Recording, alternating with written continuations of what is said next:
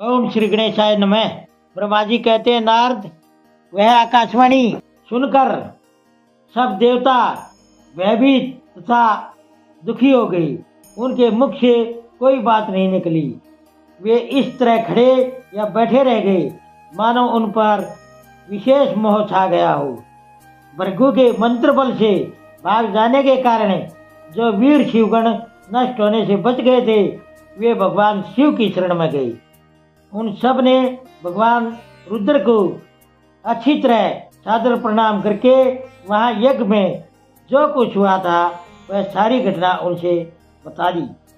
गण बोले, महेश्वर, दक्ष बड़ा दुरात्मा और घमंडी है। उसने वहाँ जाने पर सती देवी का अपमान किया और देवताओं ने भी उनका आदर नहीं किया। अत्यंत घमंड से भरे हुए उस दुष्ट दक्ष ने आपके लिए यज्ञ में भाग नहीं दिया, दूसरे देवताओं के लिए दिया और आपके बारे में ऊंची आवाज में दुर्वचन कहे। प्रभु, यज्ञ में आपका भाग न देखकर सती क्रोधित हो उठी और पिता की लगातार बुराई करके उन्होंने तत्काल अपने शरीर को योग अग्नि द्वारा जलाकर भस्म कर दिया।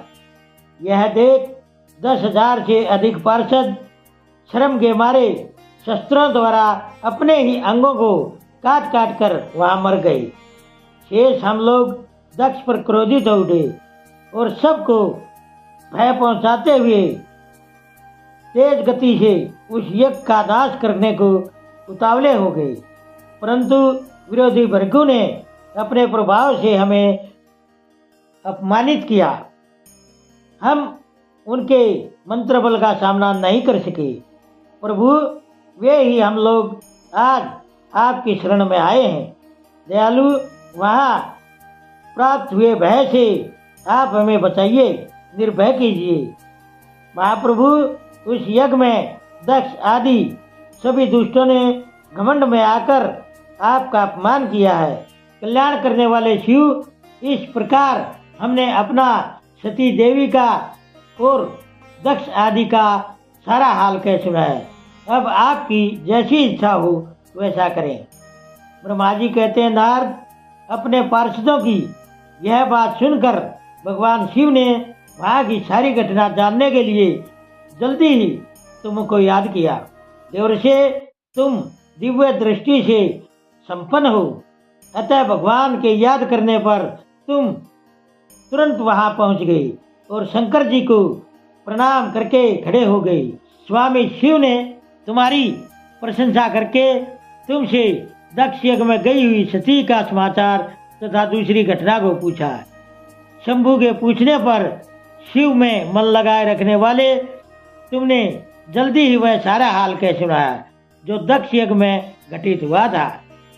मुने, तुम्हारे मुख से निकली हुई बात सुनकर उस समय महान रुद्र पराक्रमी संपन्न सर्वेश्वर रुद्र ने जल्दी ही बड़ा भारी क्रोध प्रकट किया। रुद्र ने अपने सिर से एक जटा उखाड़ी और उसे क्रोध पूर्वक उस पर्वत के ऊपर दे मारा। मुने, भगवान शंकर के पटकने से उस जटा के 2 टुकड़े हो गए और महाप्रलय के बराबर भयंकर शब्द प्रकट हुआ। देवर्षि, उस जटा के पूर्व भाग से महाबली वीरभद्र प्रकट हुए, जो सभी शिवगणों के अगुवा हैं। वे भूमंडल को सब ओर से घेर कर उससे भी 10 अंगुल अधिक खड़े होकर देखने में प्रलयगली के समान जान पड़ते थे। उनका शरीर बहुत ऊंचा था। वे 1000 भुजाओं से युक्त थे। उन महारुद्र के क्रोध पूर्वक प्रकट हुए निश्वास से 100 प्रकार के ज्वर और 13 प्रकार के सन्निपात रोग पैदा हो गए। उस जटा के दूसरे भाग से महाकाली पैदा हुई, जो बड़ी भयंकर दिखाई देती थी। वे करोड़ों भूतों से घिरी हुई थी। जो ज्वर पैदा हुए वे सब के सब शरीरधारी, क्रूर और सभी लोगों के लिए भयंकर थे।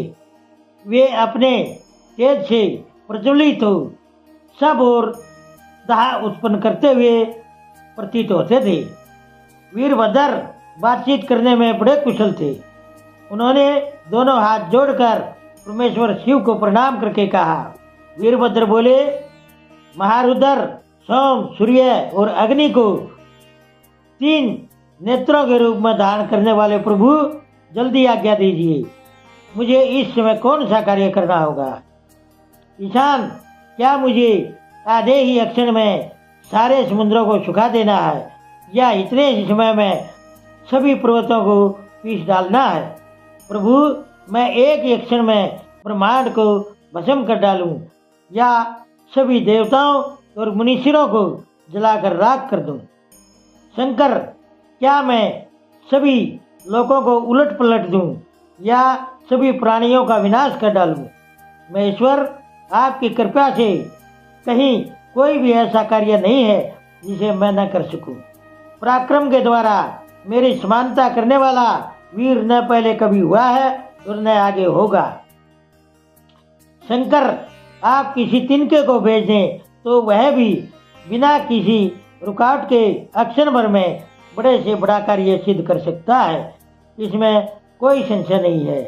शंभु, आपकी लीला मात्र से सारा कार्य सिद्ध हो जाता है, तथापि जो मुझे भेजा जा रहा है यह मुझ पर आपका अनुग्रह ही है। शंभु, मुझ में भी जो ऐसी शक्ति है वह आपकी कृपा से ही प्राप्त हुई है। शंकर, आपकी कृपा के बिना किसी में भी कोई शक्ति नहीं हो सकती।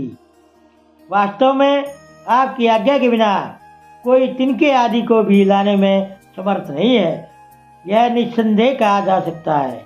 महादेव, मैं आपके चरणों में लगातार प्रणाम करता हूँ।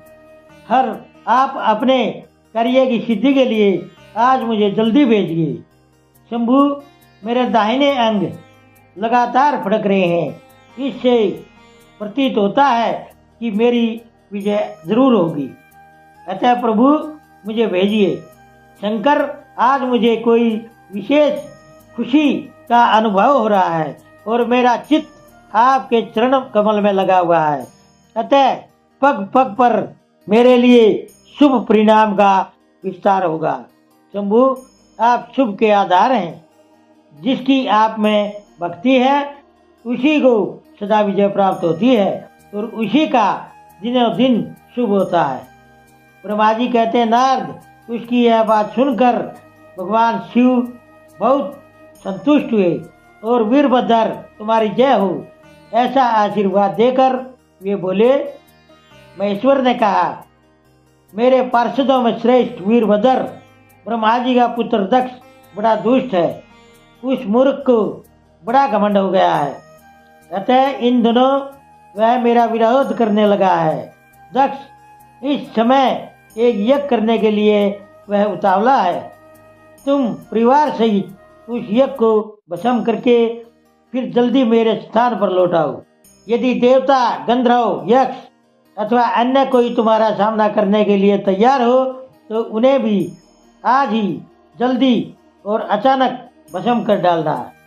दधीच की दिलाई हुई मेरी शपथ का उल्लंघन करके जो देवता आदि वहाँ ठहरे हुए हैं उन्हें तुम निश्चय ही कोशिश करके जलाकर भस्म कर देना।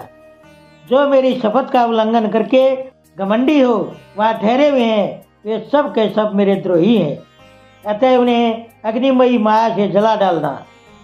दक्ष की एक शाला में जो अपनी पत्नियों के साथ बैठे हों उन सब को जलाकर भस्म कर देने के बाद फिर जल्दी ही लौट आना।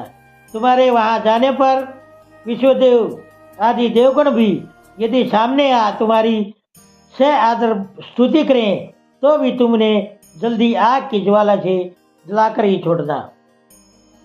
वीर, वहाँ दक्ष आदि सब लोगों को पत्नी और भाइयों से ही जलाकर जल को पी जाना। ब्रह्मा जी कहते, नारद, जो वैदिक मर्यादा के पालक, काल के विशत्रु तथा सबके ईश्वर हैं, वे भगवान रुद्र क्रोध से लाल आंखें किए महावीर वीरभद्र से ऐसा कहकर चुप हो गई। ओम नमः शिवाय। दोस्तों, सभी तरह की धार्मिक वीडियो देखने के लिए बने रहिए हमारे YouTube चैनल धार्मिक वाणी पर। धन्यवाद।